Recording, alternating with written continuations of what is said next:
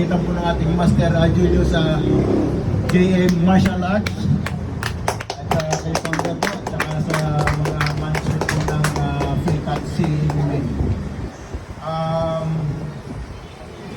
Kayo po inaanyayahan ko, I'm inviting you to join the ICALI Pilipinas, which is actually formed by Tohon Apollo Ladra.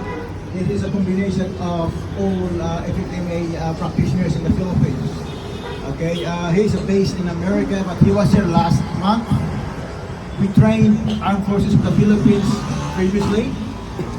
Kasama po natin ang ating General Bronner po sa Camp Aguinaldo last month. Nag-training po kami doon.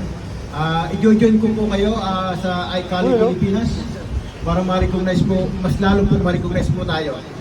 Isa po ako sa nag-organize po ng ICALI Pilipinas.